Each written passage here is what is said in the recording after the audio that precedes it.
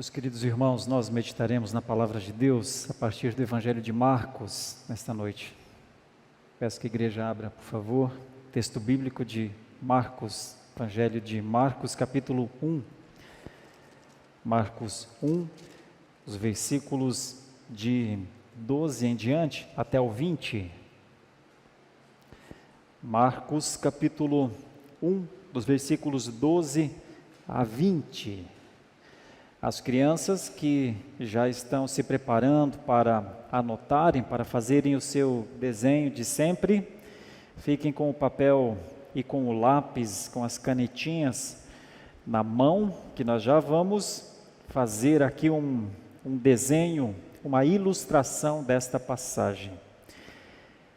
Marcos 1, de 12 em diante, nos diz: E logo o Espírito o impeliu para o deserto, onde permaneceu 40 dias, sendo tentado por Satanás. Estava com as feras, mas os anjos o serviam. Depois de João ter sido preso, foi Jesus para a Galiléia, pregando o Evangelho de Deus, dizendo: O tempo está cumprido, e o reino de Deus está próximo. Arrependei-vos e crede no Evangelho. Caminhando junto ao mar da Galiléia, viu os irmãos Simão e André, que lançavam a rede ao mar, porque eram pescadores. Disse-lhes Jesus: Vinde após mim, e eu vos farei pescadores de homens. Então eles deixaram imediatamente as redes e o seguiram. Pouco mais adiante, viu Tiago, filho de Zebedeu, e João, seu irmão, que estavam no barco, consertando as redes, e logo os chamou. Deixando eles no barco a seu pai Zebedeu com os empregados, seguiram após Jesus. Oremos mais uma vez. Ó Deus, ilumina-nos com o Teu Santo Espírito para compreendermos esta passagem. Somos necessitados disso. Se não for o Teu Espírito a nos ensinar, não aprenderemos e não queremos passar este tempo de estudo da Sua Palavra de maneira infrutífera. Por isso, que o Teu Santo Espírito ilumine o nosso entendimento para compreendermos a Tua verdade aqui para a nossa vida hoje. Oramos assim em nome de Jesus. Amém. Meus queridos irmãos, a começar pelas crianças, no desenho que eu vou pedir para que vocês façam hoje, gostaria muito que vocês fizessem 3 desenhos. Primeiro, um escudo de resistência, um escudo de proteção, um escudo, daqueles escudos que vocês certamente veem nos desenhos animados, um escudo, alguma coisa que possa proteger. Isso num canto da folha. No meio da folha, se você conseguir desenhar pessoas, mesmo que seja aquele desenho clássico de pessoas, um círculo em cima, um risquinho para baixo, as mãos e os pés, mas desenhe pessoas, algumas pessoas, muitas pessoas, talvez. E na terceira parte da página, gostaria muito que você desenhasse um peixe. Primeiro, um peixe, aquele símbolo do cristianismo, sabe, que é muito fácil de desenhar, um peixe. Você faz um peixe de maneira muito simples. Eu gostaria que você fizesse mais de um peixe, muitos peixes. Deu para entender? As crianças captaram a ideia? Primeira parte da página, um escudo, tipo escudo de super-herói, assim mais ou menos. Escudo que protege mesmo. Tipo aquele do Capitão América, ou da Shields, ou outros escudos que você conhece bem. No meio da página, pessoas, muitas pessoas, o máximo que você puder. E na parte final da página, da sua folha, peixe, um peixe, 2, 3, 4, 5. Vamos entender esses 3 estágios a partir da passagem. E agora eu volto aqui para os adultos. Meus queridos irmãos, eu quero falar nessa noite sobre o tema do deserto para o mar. Jesus Cristo do deserto para o mar. São 3 ambientes. O primeiro é um ambiente árido, seco, de deserto, que exigiu de Jesus uma resistência. Por isso eu pedi que as crianças fizessem um escudo. Você que já conhece bem a palavra, você sabe o que é o escudo que o cristão precisa ter, né? É lá em Efésios, nós lemos aqui no começo do culto, o escudo, a proteção. Mas muda o ambiente. Do deserto, nós temos Jesus no meio da multidão. Logo a seguir, nós vamos pensar nesse ambiente também. Jesus vai pregar no meio da multidão. E depois nós temos um novo ambiente. Jesus às margens do lago, quando ele chama os seus discípulos. 3 ambientes diferentes. 3 ênfases muito fortes que podem nos ajudar na nossa caminhada cristã. Vamos começar a pensar no texto, então. Os primeiros versículos, versículo 12 e 13, é muito conhecido, é relatado também no Evangelho de Mateus, também no Evangelho de Lucas. É o momento da tentação de Jesus. A tentação de Jesus. Eu vou chamar esses 2 versículos, essa primeira parte da nossa meditação nessa noite, de tempo de resistência, tempo de prova. Na vida de Jesus, nós vamos explicar o que aconteceu com Jesus para, ao final, aplicarmos às nossas vidas. Tempo de prova, tempo de resistência, tempo de uma prova dificílima.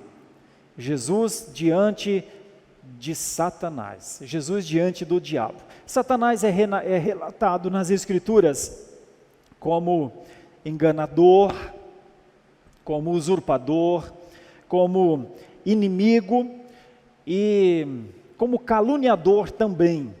Então, essa foi a grande prova de Jesus. Uma passagem como essa, Jesus, depois do batismo, porque ele foi batizado por João, nós vimos isso numa meditação passada, por João Batista. Depois do batismo de Jesus, depois do batismo por João, Jesus é levado ao deserto. As Escrituras têm algum paralelo de alguma coisa assim? Tem. Isso aconteceu com Israel. Israel, Paulo escrevendo aos Coríntios, Israel foi batizada por Moisés, diz o texto bíblico, e depois foi levado ao deserto. Então, notem uma coisa, nada nas Escrituras é aleatório, por acaso, ou desconectado. A mensagem é uma, e é uma grande mensagem. Israel um dia também passou pelo batismo de Moisés e foi levado ao deserto. Sabe por quanto tempo? 40 anos. 40 anos de prova no deserto. Jesus passou por isso também. Então esse é um momento que tem um paralelo histórico e de cumprimento. É uma coisa bonita essa, a de Jesus resistindo às tentações. Israel, vocês sabem, não conseguiu resistir a todas as tentações. Israel pecou contra Deus, Jesus não pecou contra Deus. Então a primeira coisa que a passagem nos mostra, que neste caminho de Jesus, do deserto ao mar, tem um elemento fundamental no ministério terreno de Jesus, chama-se resistência. A resistência, tentado por Satanás, a semelhança de Israel no Antigo Testamento também, que sofreu todas as tentações, 40 dias. O termo 40 dias, tem algum paralelo também nas Escrituras? Tem, paralelos riquíssimos. 40 dias é o tempo que Moisés ficou no monte, ouvindo da parte de Deus, qual seria a instrução para viver. Eu digo para vocês, seria muito difícil existir cristianismo se não fosse os 10 mandamentos, o decálogo, o conjunto dos 10 mandamentos. Por 40 dias, Moisés esteve lá para que nós soubéssemos o que é não ter outros deuses diante de nós. Para que nós soubéssemos o que é adorar somente a Deus, não cultuar nem construir nenhuma imagem, porque tudo se configura idolatria. Se não fosse o decálogo, os 10 mandamentos, como nós compreenderíamos que não se pode levantar falso testemunho, tomar o santo nome de Deus em vão? Como nós estaríamos aqui neste domingo adorando ao Senhor, se não conhecêssemos pelo decálogo, que um dia é dia do Senhor, é para Ele, o culto é dEle. Como compreenderíamos o sentido da vida se não tivesse um mandamento dizendo para não matar? Como entenderíamos o sentido da preservação à propriedade se não tivesse um mandamento, não furte? Como nós entenderíamos monogamia, responsabilidade conjugal se não tivesse um lá, não adulterarás? Foi dentro desses 40 dias que as maiores instruções foram dadas. E depois Jesus toma essas instruções e aplica de maneira objetiva. Todo o contexto dos 10 mandamentos estão no cristianismo. O termo 40 dias tem algum outro paralelo nas Escrituras? Tem, eu poderia citar vários, vou citar só mais um. Há um momento em que Elias está numa terrível luta, e ele tem de ser sustentado inclusive por anjos, diz a palavra de Deus. 40 dias. Meus irmãos, a resistência de Jesus é um exemplo. A resistência de Jesus é base para o cristianismo. Pensa nisso, não há cristianismo sem resistência. Não há cristianismo sem resistência. O maior dos exemplos vem de Jesus. Deixa eu passar para a segunda ideia. Isso está aqui no versículo 12 e no versículo 13. Versículo 14 e versículo 15, nós temos um outro elemento iniciado por Jesus, que é muito presente nos dias atuais. Nós temos o elemento missão. O que é missão, meus irmãos? Fala-se muito em missão. O termo missão não tem a sua origem necessariamente na Bíblia. Existem missões como, por exemplo, uma missão de guerra, existem missões como a luta de alguém por algum ideal, mas missão nas Escrituras, missão mesmo nas Escrituras, não é só gostar de Jesus, não é só ser simpático às causas cristãs. Missão passa pelo que é que Jesus chamou de missão. E o que é que Jesus fez então? Os dois versículos 14 e 15. Depois que João foi preso, diz o texto, Jesus vai para a Galileia, pregando o Evangelho de Deus. Meus irmãos, missão não é só fazer as coisas certas. Missão não é só ter uma ética e uma moralidade ilibada. Missão é um pouco mais. À luz do Evangelho, missão é pregar. Missão é proclamar, missão é testemunhar, missão é repercutir, missão é compartilhar, missão é agir de uma maneira que aquela palavra que sai daquela boca, uma só, daquelas teclas, uma só, se propague de tal maneira que a pessoa não saiba, todo pregador não sabe aonde a sua mensagem pode chegar. Então nós temos um outro elemento importantíssimo no ministério terreno de Jesus, pregando o Evangelho do Reino.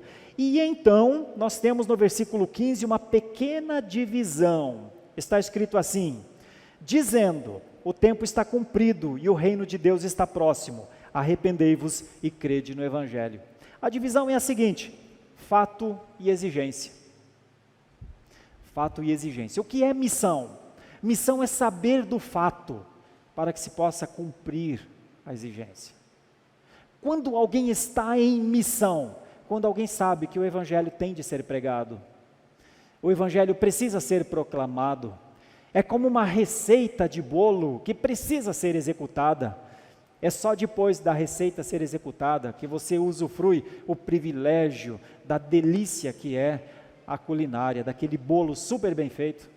Não resta saber quais são os ingredientes, não é suficiente saber como se faz um bolo, é necessário fazê-lo. O Evangelho não é algo para se saber, meus irmãos, o Evangelho é algo para se pregar.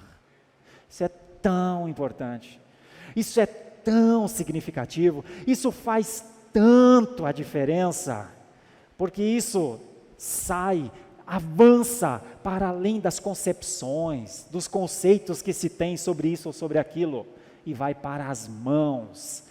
João Calvino, teólogo reformador do século XVI, dizia uma coisa que para mim Faz todo o sentido, eu uso muito isso, usei na minha tese de mestrado, vou usar agora na tese de doutorado. Ele dizia assim: não se enganem, o Evangelho não é como chuva que cai do céu e se espalha sozinho.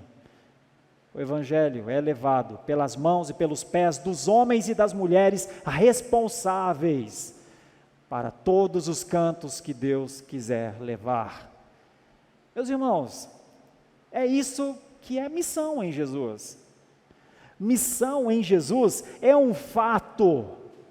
O reino de Deus está próximo, é um fato. O tempo está cumprido. Na plenitude dos tempos, Deus enviou o seu Filho. O tempo está cumprido porque Deus disse que o tempo está cumprido. Agora que o tempo está cumprido, tem uma exigência: arrependimento e fé. Não há cristianismo sem verdadeiro arrependimento. Não há cristianismo de simpatia por ideais. Não há cristianismo por gosto, por lugares, ou por pessoas, ou por grupo de amigos. Há cristianismo quando um ser humano se olha no espelho e se vê quem ele verdadeiramente é. A sua vida, os seus atos, os seus pensamentos, as suas mãos, a sua letargia, a sua vagarosidade em relação à proclamação do Evangelho de Deus, fica espelhado. E então ele olha no espelho e se contempla na sua pequenez, fragilidade, doença emocional, doença espiritual, preguiça mesmo, todas as coisas que o pecado impõe sobre nós. E ele diz: Senhor, eu não consigo te adorar, eu não consigo celebrar o teu nome, eu não consigo me alegrar na tua salvação, eu não consigo viver para ti, eu amo mais as minhas coisas. Senhor, o Senhor precisa mudar o meu pensamento, eu quero me arrepender da vileza de ser quem eu sou, eu quero me arrepender do teatro que eu levanto. A minha vida é um palco para as pessoas contemplarem vitórias, quando na verdade, Senhor, meu coração é duro, endurecido a cada dia, ao não ler a tua palavra, ao não orar para o Senhor, ao não testemunhar para as pessoas que precisam deste Evangelho. Eu me revelo quem verdadeiramente eu sou. Eu sou isso, Senhor. O Senhor pode ter misericórdia de mim, o Senhor pode soprar do teu Espírito no meu ser mais morto do que vivo, Senhor. Meus irmãos, um cristianismo provavelmente sempre começou assim. E quando não há esse arrependimento, quando não há esse reconhecimento doído, sofrido, naquela oração silenciosa, em que ninguém está vendo, porque não é uma oração para as pessoas ouvirem, é uma oração para Deus ouvir, é um clamor, é um sofrimento, é uma angústia de alma, é um remorso, é alguma coisa que pesa sobre nós. Sem esse arrependimento, eu não consigo pensar que Deus coloque fé, porque a fé é a certeza das coisas que os olhos não veem. A fé é aquilo que o Senhor Deus coloca para as grandes obras, as grandes ações. É com fé, diz a palavra de Deus, que você diz para um monte: vai para outro lugar, e ele vai. É claro que isso é uma hipérbole para falar do poder da fé. Não tem fé sem arrependimento, meus irmãos. Não tem, nunca teve. A palavra de Deus não promete fé sem arrependimento. Por isso, quando nós compreendemos o que é missão, tempo de pregar, entrega de uma vida para pregar, nós compreendemos um fato e uma exigência. O fato é que o tempo se cumpriu e o Filho de Deus veio para essa terra para ser o Salvador de todo aquele que nele crê.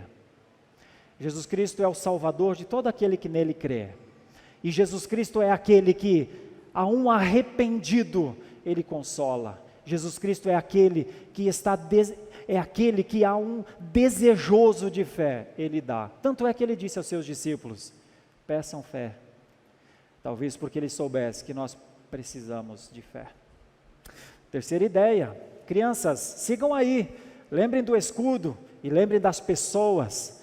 Jesus, com a palavra de Deus, levantou um escudo contra Satanás no deserto, e estava escrito neste escudo, está escrito. Essa foi a forma de Jesus se defender. As Escrituras são o escudo, foram para Jesus. Crianças, precisam ser para vocês. Jesus foi para o meio da multidão. Não existe Jesus sem multidão. Existe Jesus o tempo inteiro no meio do povo. Ele é questionado por isso, ele é julgado por isso. Julgam o que ele come, julgam o que ele veste, julgam o que ele bebe, julgam com quem ele está. Como foi julgado Jesus? Só porque ele quis estar no meio do povo. Ele não buscava grandes coisas do povo. Ele estava no meio do povo, porque ele era o pão da vida, ele era a água da vida, ele era a porta para que um povo passasse, ele era aquele que poderia ser ouvido, porque o Pai disse: este é o meu Filho amado, ouçam a ele. Então, com os seus grandes milagres, com os seus grandes feitos, a eloquência do ministério de Jesus permeou a terra, ficou registrado nas Escrituras. Isso é a missão, no meio de gente. Por isso, crianças, o pastor pediu para vocês fazerem muitas pessoas. Agora que você compreende que eu estou falando de Jesus no meio do povo, que pregação é para a gente. Pregação não é uma coisa para se saber, pregação é uma coisa para se fazer. Você pode fazer mais pessoas aí, tá? Eu vou para a terceira ideia do texto. A terceira ideia mostra uma coisa linda, tão linda, meus irmãos, emocionantemente linda, que depois do deserto, depois de pregar na Galileia, Jesus vai para a beira do mar, neste caminho que Jesus está fazendo, do deserto ao mar, e encontra umas pessoas lá, Simão e André, Tiago e João, e ele conversa com eles. Enquanto caminhava, viu que eles estavam pescando de rede, e ele os chama: vinde após mim. Eu chamo isso de discipulado. Começou o discipulado, começou o chamado aos discípulos. 3 ambientes, 3 cenas: resistência, pregação, agora discipulado. 3 momentos, 3 instantes marcantes, um muito difícil, num paralelo histórico com Israel.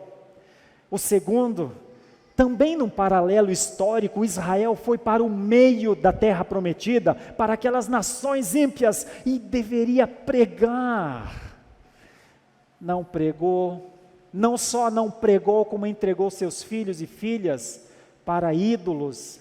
Não só não pregou, como aceitou a idolatria dentro das tribos. Deus mandou os profetas: volta, povo meu, eu sou o único Deus.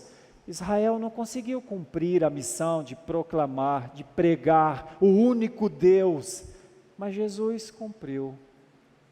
Por isso, no paralelo histórico com Israel, mais uma vez nós temos a vitória de Jesus, como nós cantamos hoje. E agora nós temos mais um paralelo lindo, magnífico. Eu que sou um evangelista, trabalho com missões a minha vida inteira, fui alcançado pelas missões, fui alcançado por jovens queridíssimos na minha região, que vieram fazer missões até a minha cidade. Não posso deixar de dar a honra e a glória a Deus. Eu nasci da missão, sou fruto de missão. Não sou fruto de intelectualidade, não sou fruto de abrir os olhos como se eu tivesse algum poder para isso. Fui alcançado porque alguém chegou e disse para mim: pecador, precisa se arrepender. O meu discipulado foi feito dessa maneira. Meu discipulado foi feito com o destronamento do meu eu, foi feito com me colocar contra a parede, me dar checkmate, com um discipulador muito objetivo naquilo que queria. Queria me ver salvo. Eu não tinha força para ser salvo, só a palavra poderia fazer isso, só o chamado à vida poderia fazer isso, mas eu tenho de testemunhar isso. Em 1996 isso aconteceu. Meus caros jovens aqui nessa igreja, queridíssimos que estão em casa, considerem a juventude, considerem o tempo de conhecer a Deus, de conhecer a sua voz, de conhecer os seus braços abertos para uma vida para Ele, mais do que para uma vida por satisfação e prazeres. Considerem isso, vocês vão entender na aplicação, que isso significa escolher, entender, receber a Deus mais do que outras coisas. Discipulado. Mas como é que começa o discipulado de Jesus com os seus discípulos? Ele olha esses 4 que estão aqui, e eles estão pescando. Os hebreus, os judeus pescavam de 2 maneiras. Tinha 2 tipos de redes nessa época. Uma rede chamava-se sagené, era uma rede maior, uma rede grande, e a outra rede tem nome esquisito, amfiblestron, era uma rede menor. Aqueles que são amantes da pescaria vão entender. A rede maior, a sagené, era uma rede comprida, de mais ou menos 8 a 10 metros, em que se passava de um barco para o outro e 2 barcos pescavam. Então os peixes que estavam ali eram levados por aquela rede. Então a pescaria nunca era de uma pessoa sozinha, a pescaria era sempre de mais de uma pessoa, uma na ponta de uma rede, a outra na ponta de outra rede, às vezes até uma em um barco e a outra em outro barco. Essa era a rede sagené. A outra rede, a amfiblestron, era uma rede que nos dias atuais nós conhecemos, tem uma rede parecida com esta rede, chama-se tarrafa. Tarrafa é um sistema de pescar que a pessoa enrola a rede aqui no braço e lança, mais ou menos como, e lança. E para mais longe que for essa tarrafa, quando esta rede cai, o chumbo que está na tarrafa desce, e então como um guarda-chuva que cai, os peixes que estão dentro são ceifados, são pescados. Uma rede uma pessoa lança, a outra várias pessoas lançam. Esse era o sistema. Jesus está olhando aqueles discípulos, um está pescando, o outro está consertando as redes para não deixar nenhum peixe escapar. Entendem, crianças, porque o pastor pediu para vocês fazerem o símbolo do cristianismo, que é peixes? Porque Jesus se tornou, nos primeiros séculos do cristianismo, este símbolo, pescador de gente. Aliás, é esta passagem que fala isso, quando ele diz: vinde após mim, eu vos farei pescadores de homens. Olha o que Jesus propõe, tomando por base a profissão deles. Jesus diz: vocês podem fazer melhor do que vocês estão fazendo. Vinde após mim, essa expressão vinde após mim está nas escrituras várias vezes. Vinde a mim, diz Jesus em Mateus 11, 28, se está cansado, se está sobrecarregado, eu aliviarei você, vinde a mim. Aqui ele diz, vinde após mim, sabe, teve um profeta que ouviu isso no passado, chamava-se Amós. Amós não era pescador, era boiadeiro, cuidava das coisas do campo, das coisas simples do campo, até que a palavra do Senhor disse: Amós, vem após mim, vem que eu tenho missão para você, vem que eu tenho discípulos para você discipular. E então quando Amós relata isso, lá no capítulo 7 ele diz, naquele dia eu não poderia voltar para trás. No capítulo 7, versículo 14 e 15, ele diz: eu não sou da aristocracia, eu não sou da religiosidade, eu sou até estranhamente chamado, porque parece que eu nem tenho muitas condições, mas se eu fui chamado para profetizar, então eis-me aqui, Senhor. Foi isso que Isaías disse, no ano da morte do rei Uzias, quando ele viu a glória do Senhor inundando o templo. Essa é uma narrativa maravilhosa de Isaías 6, e então ele ouve uma palavra: a quem enviaremos? Quem há de ir por nós? E Isaías diz: eu sou um homem de lábios impuros, eu habito no meio de gente impura, mas eis-me aqui, Senhor, envia-me a mim. Esse vinde após mim é o chamado ao discipulado, esse vinde após mim é o chamado ao movimento, ao fugir da estagnação. Esse vinde após mim é marcante no Evangelho, e nós temos isso aqui com eles, a expressão vos farei, vos tornarei pescadores. Também tem um paralelo que eu também acho magnífico, está no Evangelho de Lucas. Em determinado momento Jesus está pregando para a multidão, ele sobe ao barco de Pedro, e então ele prega, termina a pregação, e aí Jesus diz: vamos pescar agora, Pedro? E Pedro diz: mas Senhor, pescar eu já pesquei, já cumpri o meu ofício, só não pesquei nada, já trabalhei, mas não consegui pescar nada. E então Jesus diz: lança a rede. lança a rede para esse lado do barco. E Pedro diz: Senhor, só mesmo porque o Senhor está mandando, então sob a tua palavra eu lançarei. E quando ele lança as redes, a palavra de Deus diz que as redes quase não podem suportar. É isso que é Jesus tornar alguém verdadeiramente um pescador. Quem é que se tornaria pescador de homens? Aqueles que Jesus fizesse pescador de homens. Pescadores de homens. Isso em Mateus capítulo 13, se você quiser inclusive abrir em Mateus capítulo 13, abra por favor, porque isso faz parte de uma parábola. Pescador, mas como assim pescadores de homens? Mateus capítulo 13, os versículos são versículos 47 até os 50, está escrito assim: o reino dos céus é ainda semelhante a uma rede, que lançada ao mar, recolhe peixes de toda a espécie, e quando já está cheia, os pescadores arrastam-na para a praia, e assentados, escolhem os bons para os cestos, e os ruins deitam fora. Assim será na consumação do século: sairão os anjos, e separarão os maus dentre os justos, e os lançarão na fornalha acesa. Ali haverá choro e ranger de dentes. Meus queridos irmãos, o discipulado é um tempo de recolher, como alguém que lança uma rede.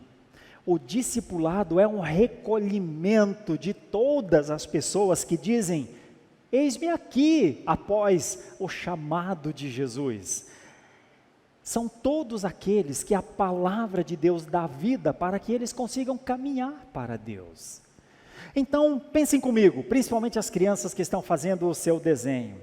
Nesse caminho, do deserto ao mar, nas 3 etapas, 3 momentos, 3 movimentos de Jesus, o primeiro foi o da resistência. A palavra foi a resistência de Jesus. O segundo movimento foi o da missão. Era tempo de pregar o evangelho do reino. E o terceiro movimento foi o movimento do discipulado. E discipulado é tempo de recolher pessoas, recolher os amados de Deus. Eu quero concluir essa meditação e quero aplicar às nossas vidas. Meus irmãos, Jesus resistiu, Jesus pregou e Jesus discipulou. Por que será? Por que Jesus fez isso? Por que o evangelista Marcos narra essas 3 passagens, esses 3 movimentos?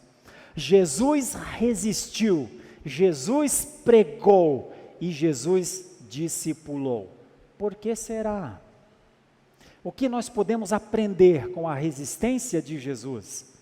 O que nós podemos aprender com a pregação de Jesus? O que nós podemos aprender com o discipulado de Jesus? Primeira coisa que eu gostaria de lembrar aqui os meus irmãos. No momento da prova, no momento da resistência de Jesus, e nas nossas provas, nós sempre temos 2 possibilidades: a de ver o perigo, de entender o perigo, de entender o que é uma prova, e a outra opção, a de negar. Isso não me derruba.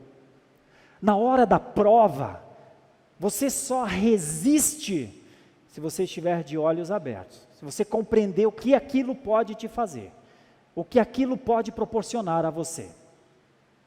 Quando Jesus resiste a Satanás com a palavra, a resistência de Jesus com a palavra era porque Satanás era Satanás.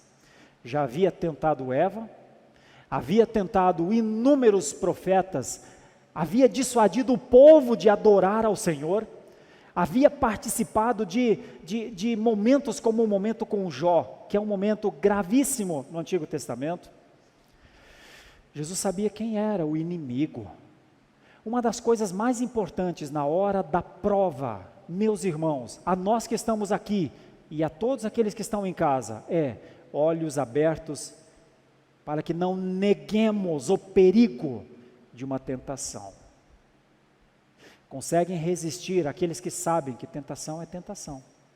Aqueles que acham, não, isso não é nada, isso é uma coisa, isso é um vento que passa, muitas vezes vão descobrir depois que já caíram na tentação, que deveriam ter pensado melhor, que deveriam ter compreendido, que deveriam ter crido verdadeiramente. Há um momento no Antigo Testamento, do profeta Eliseu, em um momento que Israel está em guerra contra os sírios, os assírios, e então Eliseu está preocupado, todos estão preocupados, e o seu auxiliar, pessoa que está com ele, também está muito preocupada, porque ele vê os inimigos chegando, até o momento em que Eliseu diz, moço, você precisa saber que mais são os que estão conosco do que os que estão com eles.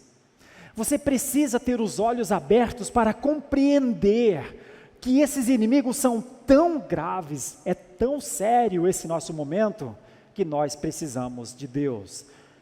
E então, meus irmãos, Eliseu ora, e a Bíblia diz que os olhos são abertos do moço, e ele vê os carros de fogo e os cavalos ao lado de Eliseu.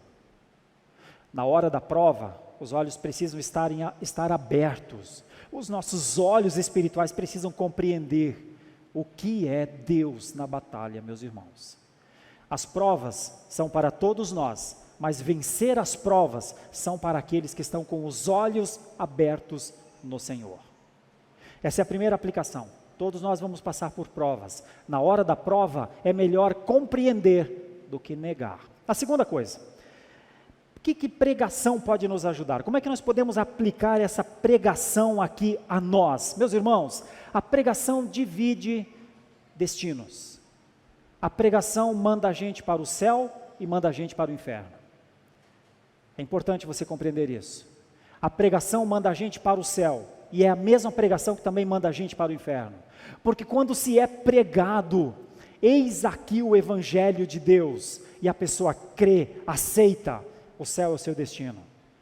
Eis aqui o Evangelho de Deus, a boa nova, e a pessoa diz, não tem parte comigo, a passagem para o inferno está comprada. Toda a pregação vai proporcionar isso. Agora veja a força da pregação. A pregação então é como um jogo de dados, que a gente lança e céu, inferno. Não, senhor. A pregação não diz escolha o céu ou escolha o inferno. A pregação é mais ou menos como o que está em Deuteronômio, capítulo 30, versículo 15. Moisés diz isso, Deus está dizendo para vocês, meu povo, eis que eu coloco diante de vós a vida e a morte, escolham a vida. Percebe como é a pregação? Eis que eu coloco diante de vocês o céu e o inferno, escolham o céu. Esse é o compromisso com a pregação. É isso que um pregador faz. Ele não leva ninguém nem ao céu nem ao inferno, mas ele diz o que se faz, o que vive, como se crê para ir ao céu. E ele diz o que não fazer também para ir ao inferno. Para ir ao inferno é só não crer na pregação. Percebe a importância da pregação? Uma última coisa. É possível ter cristianismo vivo, forte, atuante, sem discipulado? A verdade é que não é. E isso é uma coisa complicada que a palavra de Deus nos mostra, porque talvez a gente queira ser cristão sem discipulado. Mas pensem comigo aqui nesta aplicação. Todos nós somos discípulos, meus irmãos. Ou somos de Deus, ou somos do diabo. Todos nós somos discípulos, todos nós. Ou fazemos a vontade de Deus, ou fazemos aquela que não é a vontade de Deus, todos nós.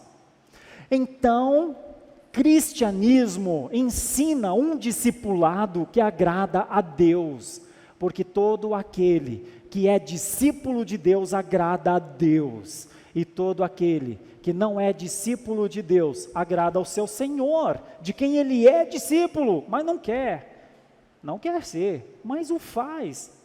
Entendam isso comigo. Em Mateus capítulo 6, versículo 33, Jesus disse assim, buscai o reino de Deus e a sua justiça, e todas as outras coisas vos serão acrescentadas. Busca o reino de Deus, o reino e a justiça de Deus serão patrimônio vosso, e então Ele mesmo dará todas as outras coisas que nos são necessárias. Buscar o reino de Deus é ser discípulo do Senhor Jesus Cristo, porque é obedecer a sua voz. Não buscar o reino de Deus é obedecer outra voz que não é a de Jesus. Buscar as outras coisas, querer as outras coisas e buscar a Deus quando sobra tempo, não é discipulado de Jesus. Mas então é discipulado de quem? Descubra. Descubra quem é que diz, tem certeza que tem que adorar a Deus? Tem certeza que tem que ser fiel a Deus? Tem certeza que tem que se consagrar a Deus? Tem certeza que tem que ser fiel nos seus propósitos, no seu coração, na sua vida a Deus? Descubra quem disse isso. Saiba quem disse isso e saiba o discipulado que ele faz com os seus discípulos, convencendo-os a não buscarem a Deus. Todos são discípulos. Só precisamos saber de quem. O discipulado cristão é esse que Jesus ensinou. Quer ver um outro discipulado cristão? E eu estou aqui aplicando a você. Toda autoridade me foi dada nos céus e na terra. Portanto, fazei discípulos, batizando-os em nome do Pai, do Filho e do Espírito Santo, ensinando-os a guardar as coisas que eu vos tenho ensinado. Isso é discipulado cristão. Discipulado cristão é dizer: Senhor, amém, vou fazer isso. Vou fazer isso. Agora não façamos. O Senhor Jesus Cristo disse que a autoridade é dele, mas eu sei lá, será que é mesmo a autoridade dele? O Senhor Jesus disse: faça discípulo, mas eu não sei, eu não tenho jeito, sou tímido, não tenho força, não tenho nenhum discípulo. O Senhor Jesus disse: ensine a cada um a guardar as verdades que eu vos tenho ensinado. Mas eu não ensino, eu não sei, eu estou tão cansado, eu tenho trabalhado tanto, eu preciso descansar. Esse é o discipulado de quem, meus irmãos? Quem é que diz não faça discípulo? Quem é que diz a autoridade não é de Jesus? Quem é que diz não ensine os ensinos de Jesus? Quem é que diz?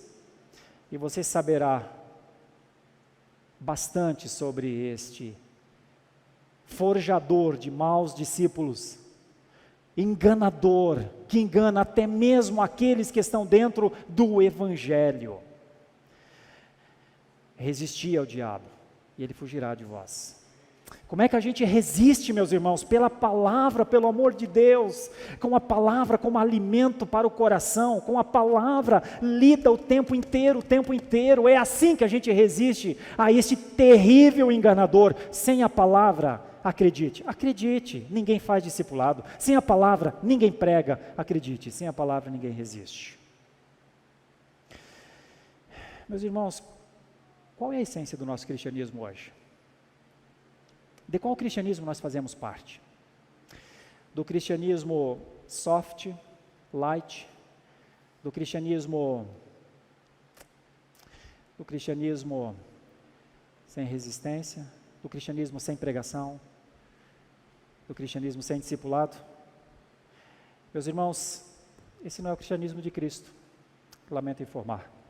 Esse pode ser um cristianismo bonito, esse pode ser um cristianismo até legal de se viver, mas esse não é o cristianismo da resistência que os nossos pais na fé sofreram quando o cristianismo foi implantado, quando eles, ao ir para um culto no domingo de manhã, perdiam seus filhos para os soldados romanos que não aceitavam que os cristãos adorassem a Deus. Eles queriam que os cristãos adorassem a César, chamassem César de Senhor, mas os cristãos diziam Kyrios, Christos. E por isso eles morriam.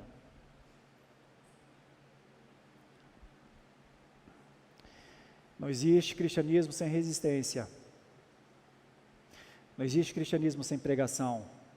Porque a pregação é o que faz o cristianismo uma coisa separada, diferente do mundo. Nós não andamos em ondas, nós não andamos em vibes. Nós somos um povo esquisito no mundo, nós somos um povo posicionado, com o escudo na mão, com a palavra sendo pregada, testemunhado, sofrendo flechas de todos os lados, que a palavra de Deus chama de dardos inflamados do inimigo. Meus irmãos, se Ele puder, Ele nos prende com as mãos para trás. Se Ele puder, Ele nos segura agachados, sem poder nos levantar. E meus irmãos, não foi para isso que nós fomos chamados, para ser crentes. Não foi. Você não foi chamado para ficar escondido dentro de uma casa, como se os seus vizinhos, sua família não soubesse que você morre por Jesus, se preciso for. Meus irmãos, se até hoje nós caminhamos sem discípulos, nós estamos em pecado. Todo cristão que não discipula está em pecado, pecado da desobediência, porque a palavra de Deus disse: fazei discípulos, e eu não fiz, e eu não faço. Nós não somos um movimento de conquista, nós não somos um movimento de prosperidade. O nosso testemunho diante de Deus não é que Deus nos faz vitoriosos em bens de consumo. O nosso testemunho diante de Deus é que nós resistimos, é que nós pregamos, que nós discipulamos. Se nós não tivéssemos um exemplo, talvez estivéssemos desculpados, mas nós temos. Nós temos. Eu gostaria de orar. Eu não posso fazer nada. Eu não posso lhe ajudar a ser resistente. Eu não posso abrir a sua boca para você pregar. E eu não posso lhe dar um discípulo. Essa é uma decisão pessoal de cada um diante de Deus. Eu quis mostrar nessa noite que esse foi o caminho de Jesus, do deserto até o mar. E esse pode ser o caminho de um cristão humilde, de um cristão resignado, de um cristão sofrido pelos seus pecados, mas de um cristão que diz: Senhor, me levanta, eu sou um caído, eu não consigo me movimentar, põe a Tua palavra na minha boca, põe a Tua palavra como resistência, Senhor, faz com que eu consiga estender a mão, Senhor, para que alguém que esteja caído possa se levantar, para que eu possa ser com alguém o que alguém já foi para mim, porque nós fomos alcançados pela pregação da palavra, alguém nos discipulou. Como é que nós vamos interromper esse ciclo de vida, essa beleza do cristianismo? Como? Por isso que o cristianismo é feito de arrependimento e fé. Sem arrependimento e fé, ninguém vai buscar resistir no dia mau. Sem arrependimento e fé, ninguém vai procurar pregar onde e quando não pregou. Sem arrependimento e fé, não haverá novos discípulos. Mas com arrependimento e fé, o diabo vai sofrer com os cristãos que vão resistir com a palavra de Deus. Com arrependimento e fé, o diabo vai sofrer de ouvir sair da nossa boca: este é Jesus Cristo, creia nele.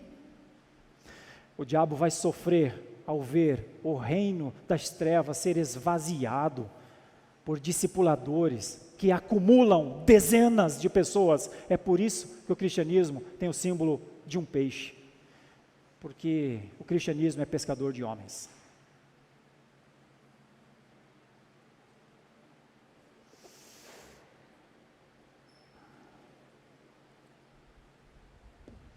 Tenho medo de viver numa geração, 20, 30 anos, e conviver com cristãos que nunca discipularam. Tenho medo de viver em igrejas que têm a palavra de Deus para pregar o evangelho do reino, uma água límpida, viva, que mata a sede de verdade, e cristãos muito quietos. Tenho medo de viver numa geração que tem tudo para resistir ao diabo, mas se torna serviçal, ou pode se tornar serviçal das coisas que ele quer que haja no cristianismo. Talvez não seja o seu caso, talvez você esteja além de toda essa verdade ou realidade que eu esteja mostrando.